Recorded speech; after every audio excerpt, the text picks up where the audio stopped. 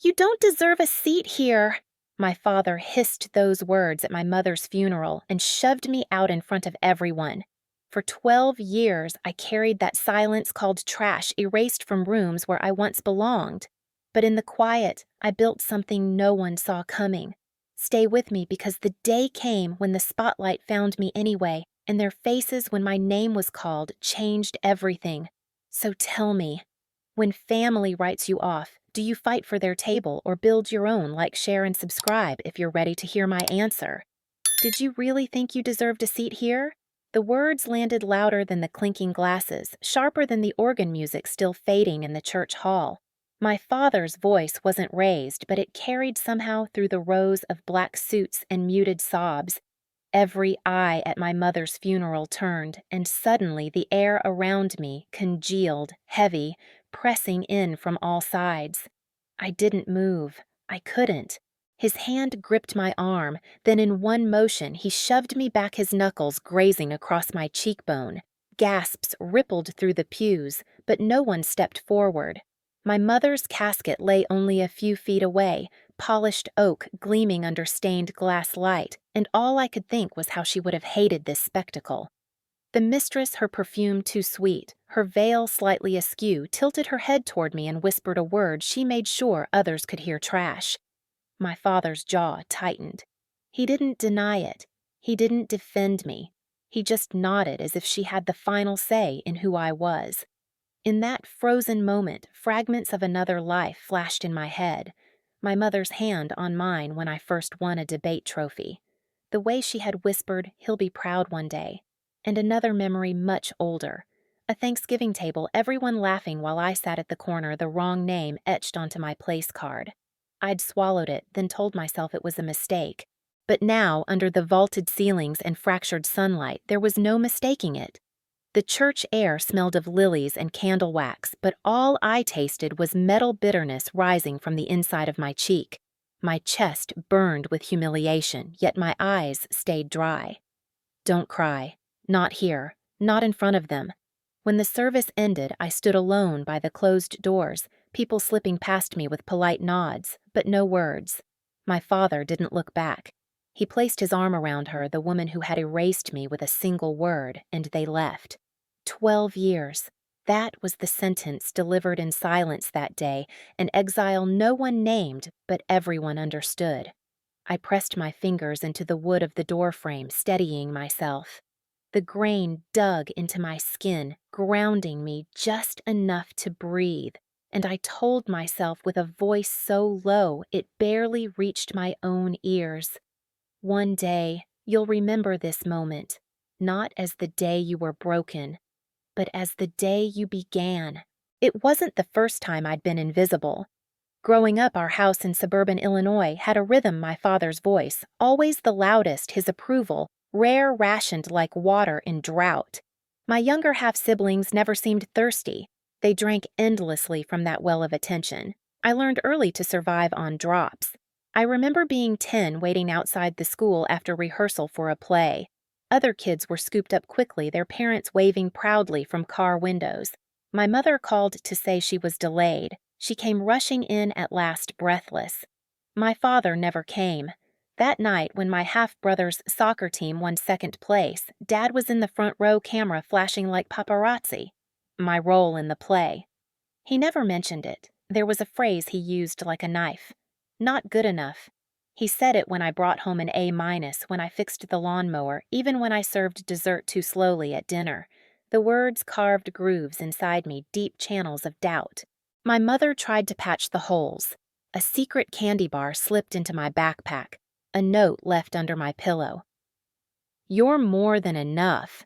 But she couldn't shield me forever, especially not from the day my father started introducing his mistress at company dinners, while my mother smiled tight-lipped through it all. The imbalance didn't just shape me, it defined the architecture of my thoughts. I stopped asking for rides. I stopped raising my hand in class.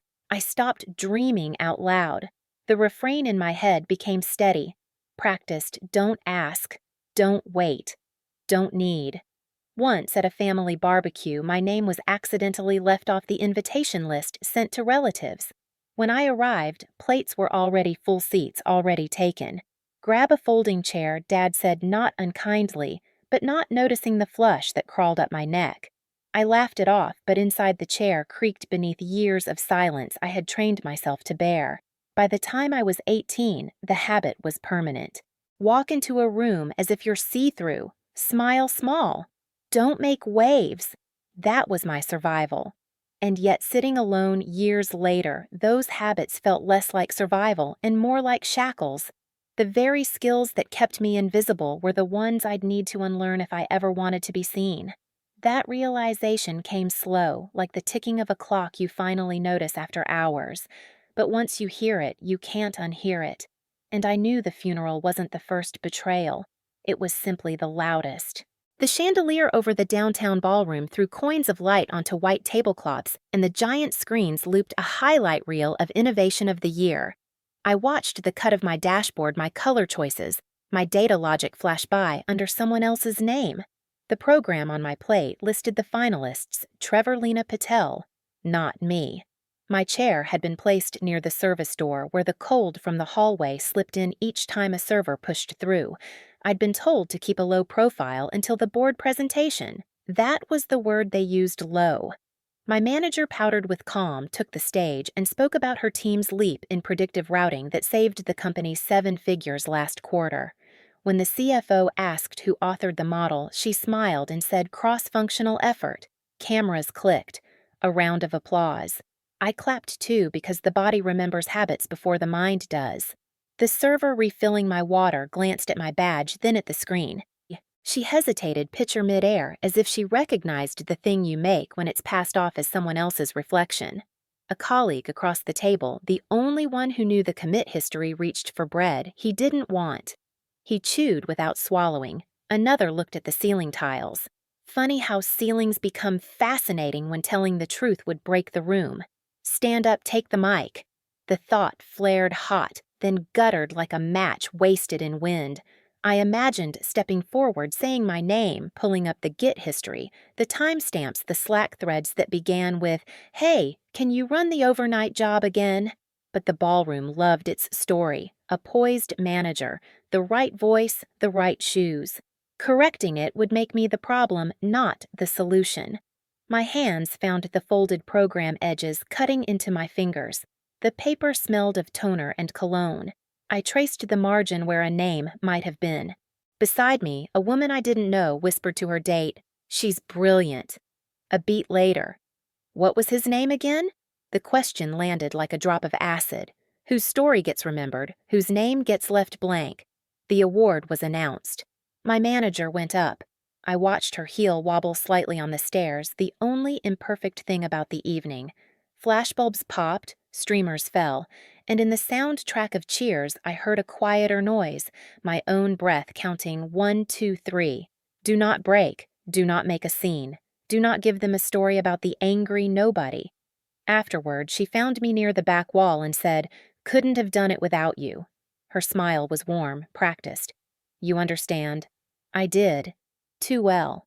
I tucked the program in my jacket and walked out before dessert, the smell of bruleed sugar chasing me into the January night. On the sidewalk, the city hummed like a held note. I stared at the glass doors reflecting the ballroom, the tiny me disappearing into the bright. Maybe the room didn't need to change tonight. Maybe I did. I turned toward the train, the folded program stiff against my ribs, and wondered how much of myself I'd have to unlearn to build a life where my name was not an apology. The last northbound train rattled like loose change in a tin. I chose the end car where the lights were a little too bright and the heater hissed like a wary cat. Salt-streaked windows smeared the city into watercolor billboards, bridges and neon pharmacy places I had once wanted to belong to. I didn't know where I would sleep after tonight. I only knew I couldn't go back to that ballroom, that badge, that smile that said be grateful for crumbs. On my lap, a backpack one shirt rolled tight, a laptop with a hairline crack, a pen my mother gave me when I graduated high school. The pen was cheap blue plastic with a gold clip that had lost its shine, but it still wrote clean. I clicked it in and out like a heartbeat finding rhythm after a sprint. A man across the aisle snored softly behind a newspaper. A teenager in a puffer coat traced a heart on the fogged window with his finger, then wiped it away. I texted no one. There was nobody to text. The group chats that mattered were long ago archived or mutely left. I pulled the folded program from my jacket. Under the fluorescence, the paper looked thinner, almost translucent, like the kind of thing a single gust could erase. The train lurched through a tunnel, our reflections layered over darkness. I imagined my mother sitting beside me, legs crossed at the ankle, the way she did when she wanted to appear calmer than she felt. "You don't have to win in their rooms," she would have said. "Build your own." The words weren't memory so much as wish, but they steadied me anyway. I got off near an old neighborhood where storefronts had handwritten signs and the laundromat still used quarters. A friend of a friend had a sublet bare, month to month, furnished by the kindness of other tenants, a thready sofa, a lamp with a crooked shade, a hot plate. The lock stuck on the first try. On the second, it turned with a small sigh, as if relieved I'd arrived. Inside, the air had the faint smell of dust and dish soap. I rinsed a mug someone left behind and heated water until it sang. The radiator tapped a slow code. From the window, I could see a strip of lake black and breathing. The room was almost nothing, and yet it was mine for tonight. At least here no one is rewriting me while I watch. I lined the pen and the program on the windowsill and opened my laptop. The screen's blue light spilled across the blank wall like the beginning of day. A new document blinked, untitled. I typed my name first and last, and then a string of words that felt like a Dare Company vision. I didn't know the product yet, the market, the pitch deck. What I knew was the ache of being unseen and the exact shape of the tool that could measure it in dollars and hours saved. Pain translated into systems, silence into software. Steam spiraled from the mug, the first comfort that hadn't asked me to be less. I saved the file to a folder I named Start. Outside, a siren wailed and moved on as if searching for a different version of me, somewhere else in the grid. I clicked the lamp off and let the room fall to gray. Tomorrow, I would have to find work call a landlord bargain with the numbers. Tonight, there was this small square of warmth, a document with my name at the top, and the new rule I whispered into the hum of the radiator: do not return to rooms that make you disappear. The apartment was hardly more than a shoebox with pipes that clanged at odd hours, but it became my lab. Every evening after working temp admin shifts, stuffing envelopes, answering phones with a borrowed smile, I came back to that crooked lamp and opened the file marked Start. At first, it was just sketches a dashboard that visualized bottlenecks, a system that flagged wasted hours. The logic was messy, scattered like puzzle pieces. I taped index cards to the wall with arrows, each card a what if. What if meetings were shorter? What if feedback loops could be tracked? What if employees stopped vanishing into the churn of bad leadership? One night exhausted, I almost deleted the folder. But the radiator clanked, the mug steamed, and my pen rolled across the sill as if to say, not yet. I built a rudimentary prototype lines of code stitched together with caffeine and doubt. At 1:14 a.m., an email pinged. Saw your blog post. This tool saved me hours today. Thank you. The message was from a grad student in Michigan who had stumbled across a snippet I'd uploaded. I reread it 3 times. Someone somewhere had found my invisible work, and it mattered. That weekend, I bought a small plant from a corner bodega, its leaves dusty but alive. I watered it, set it by the window, and whispered, "Grow with me." 7 days later, a new leaf unfurled. It was absurd how much hope a sliver of green could hold. The neighborhood noises, the buzz of a neon laundromat sign, the rattle of shopping carts no longer felt hostile. They felt like background music to a new rhythm. I rearranged the desk, wiped down the lamp, sorted the stack of notes. Each small action said, "You're here, you count, keep going." Doubt still shadowed me. Every line of code came with the voice of my father, not good enough. But now another voice answered, steady and quiet. Try anyway. The night I pushed my first real update, the console blinked, green test passed. I leaned back, laughed without meaning to, and let the sound bounce off the bare walls. Maybe no one else heard it, but for once that was enough. I closed my laptop, looked at the plant, and thought, this is how it begins, quiet, almost invisible, but alive. The prototype turned into a platform almost by accident. What started as late-night code in a rented room became something others asked for. I released a beta free just to see. Within 72 hours, 500 downloads. A month later, 5,000. Then an email, we'd like to discuss acquiring your tool valuation at $10 million. I sat frozen at my crooked desk, the email glowing bold. 10 million. My plant leaned toward the window leaves wider now, as if reaching for more light than the apartment could give. I didn't tell anyone. Not my father, not my siblings, not even distant cousins who still tagged me in obligatory holiday photos. Instead, I printed the email, folded it carefully, and tucked it inside the notebook where I kept my mother's old notes. Later that week, a message came from Forbes. Congratulations, you've been selected for 30 under 30. I read it twice, heart-hammering. A friend of a friend texted a screenshot of the article, my name glowing on the list. Knew you'd do it. I sent back a single emoji because words felt too heavy. Still, the silence from my family was absolute. I knew they saw it. The internet connects even the people who pretend you don't exist. But no call came, no text, no note. I wasn't surprised. A decade of invisibility doesn't crack that easily. Yet, part of me foolish maybe had hoped. At night, I opened the Forbes article again, let the page light up the dim apartment. I traced my name with a fingertip, then closed the screen before it felt like bragging. This victory was mine to keep private. On the calendar, another ping invitation to speak at a conference in San Diego. I stared at the subject line, then turned off the laptop without replying. Not yet. The world could wait. Tonight, I poured water for the plant, its roots steady in new soil. The city outside hummed with sirens, car horns, laughter from late-night diners. My father's voice still lurked trash, but it was quieter now, drowned by the soft chorus of proof. I whispered to the room, half a vow, half a release. They don't have to see me. I already exist. The first message came through LinkedIn. Hey, stranger been forever. Congrats on your success. Let's catch up, I've got a proposal. The sender, my old manager. The same one who had taken the stage with my code behind her and smiled as the cameras flashed. I stared at the blinking notification. My finger hovered, but I didn't click. I could already guess the tone inside friendly casual, pretending history was a typo. 2 days later, a text from my father. Family's been going through tough times. You've done well for yourself, maybe you can step up. Call me.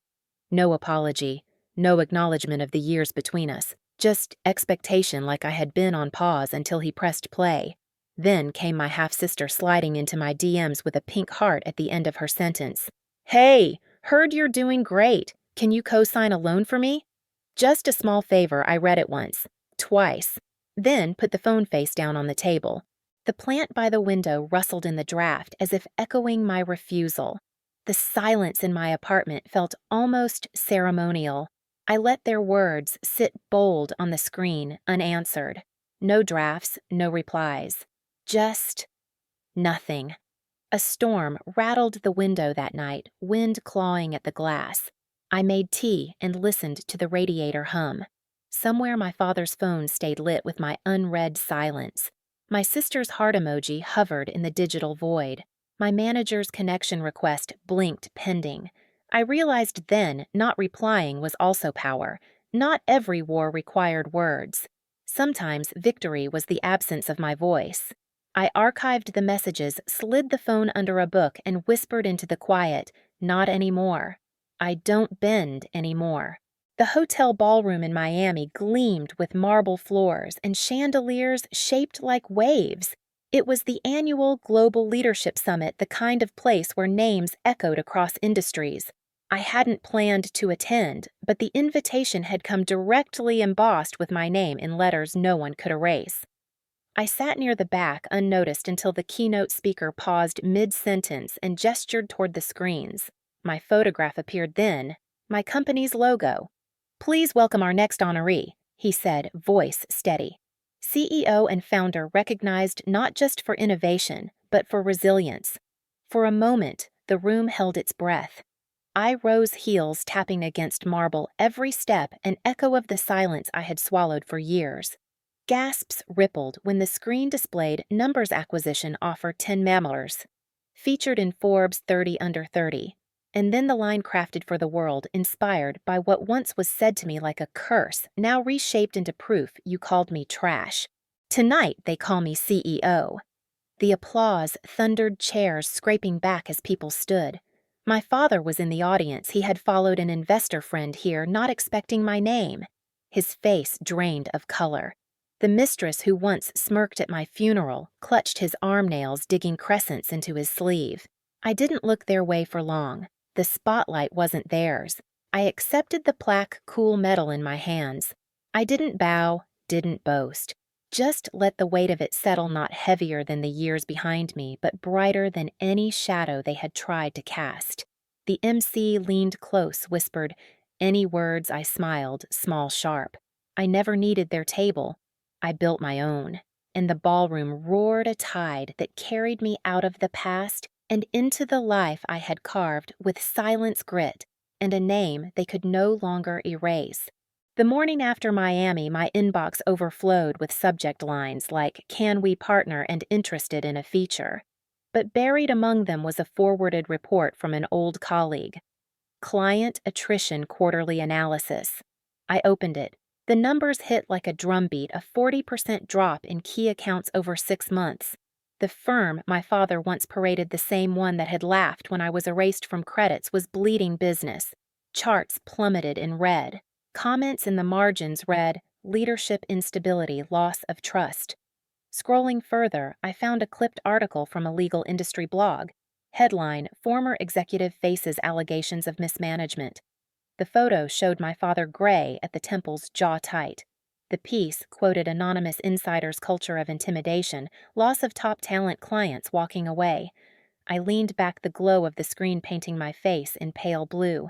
My reflection stared at me in the glass of the window. I didn't smile. On Twitter, hashtags pulsed. "Splat har justice in the boardroom. At why we left." Former employees shared stories of being silenced, overlooked, discarded. Their words were raw, public, undeniable. One DM came from a junior analyst I had mentored years ago. "Did you see this?" People are finally saying out loud what we all knew. They can't hide anymore. I typed nothing back, just let the message sit, the cursor blinking like a steady heartbeat. Somewhere in the city, my father was waking up to empty calls. Investor demands, doors closing. He had always believed silence was his weapon. Ignore me long enough and I would vanish. Now, silence worked against him. Clients not calling back, partners not replying, rooms that once bent around him now shifting away. I closed the laptop, the air in my condo filled with the steady rhythm of the ocean outside. Waves pounded the shore like a verdict. I didn't forward the report to anyone. I didn't screenshot the hashtags. The collapse was loud enough without my hand. I whispered into the salt-heavy air, "I don't need to clap for your fall. The world is already watching you hit the ground." The mansion by the ocean was too big for one person, but I had chosen it for the sound. Every morning, the waves stitched their rhythm into my walls, erasing the echoes of old voices. I learned to love small rituals. Fatran hai trongchech amijelai hoi nong boktan soimong hukoi ki uk, la bui kisak sap sep lai tungai bian hu the jat lai kuok joy theo hengtang, tuoi chokai trao bagio jan liokin hunkwa la mutksan hu kong biet gentu trash. Sometimes I sat on the wide balcony with nothing but the ocean stretching endless and indifferent. My phone would buzz with invitations, business requests, congratulations. I left it inside. I wasn't proving anything anymore. Not to investors, not to my father, not to ghosts of boardrooms. The proof was in the quiet, the way my hands no longer trembled pouring tea, the way I could breathe without bracing for the next dismissal. The mansion's hallways echoed, but they weren't empty. They were free. I filled them with music, with books, with long silences that healed rather than suffocated. One afternoon, I found the old pen again, its clip still dull. I placed it beside the Forbes plaque on the desk in my study. Cheap plastic and polished metal side by side. Both told my story better than words could. I thought about my mother, about the funeral, about lilies and candle wax, about the humiliation that had once felt permanent. The memory still hurt, but it no longer controlled me. Pain had become a room I could visit, not a prison I lived in. As the sun sank into the horizon, staining the waves with copper light, I whispered to the air once I wanted them to see me. Now I only want to see myself clearly, and I do. I closed the balcony doors, the sound of the ocean muffled into a hush. Inside, the kettle clicked off. I poured another cup. My hands were steady. A week after the summit, I opened a drawer in my study. Inside was a small flash drive taped to the underside of my old notebook. I had almost forgotten it was there. Years earlier, in those dim apartments when betrayal still clung like smoke, I had copied everything: Slack threads, commit logs, board emails. Not because I planned revenge, but because I couldn't stand the thought of my reality being erased again. Proof was my lifeline. I never used it. When the mismanagement scandal hit, when my father's firm crumbled under its own weight, when my old manager scrambled to reframe her resume, I let the flash drive sit untouched. The world revealed itself without my push. I slid it free, now turned it in my hand. The plastic was cheap black with a red slider, a relic of a version of me who needed evidence just to believe I existed. I thought back to the award night, to the program where my name was missing. I remembered the trembling in my chest, the urge to shout, "Look closer, I'm here." What I hadn't realized then was that silence could be a strategy too, that letting them expose themselves was its own kind of truth. I plugged the drive in. Folders opened: 2014, proof boardroom emails, commit histories. I hovered over one file, then closed it again. The relief that washed over me wasn't because I could finally use it. It was because I no longer needed to. I ejected the drive, slid it into a small wooden box, and locked it away. A keepsake, not a weapon. The weight lifted from my shoulders was almost physical. My breath came out full, unbroken. For the first time, I realized I had known all along. Known their patterns, their games. Known enough to leave before they destroyed me completely. The twist wasn't that I had proof. The twist was that I had chosen silence with intention, not fear. And that choice, that restraint, was power they would never understand. Sometimes I still replay the words in my head. Trash. Not good enough. No seat at this table. They were meant to brand me, to make me doubt my worth forever. But here I am. I learned that worth isn't something handed to you by fathers or managers or gatekeepers in polished shoes. It's something you claim in quiet rooms, typing alone, watering a plant no one else sees. They never apologized. They probably never will. And I've stopped needing them to. Closure, I've learned, doesn't always come from the people who hurt you. Sometimes it comes from locking away an old flash drive and realizing your life no longer depends on it. Now mornings are different. I pour jasmine tea, watch the waves crash against the shore, and let the steam rise steady between my hands. My mansion is filled with silence, but it is a silence I own. Not punishment, not exile, just peace. I don't know if they ever think about what they did, about the words that left bruises you couldn't see. Maybe they do. Maybe they don't. What matters is that I've built a life where their voices no longer decide who I am. So, I'll ask you listening now. Have you ever been cast aside by the very people who were supposed to protect you? If you had to choose, would you confront them, or would you walk away and build something greater on your own terms? If you want, tell me in the comments. I'll read every word. Because stories like ours deserve to be heard, not hidden. And if you're still waiting for your moment for your voice to matter, let this be proof you don't need their table. You can build your own.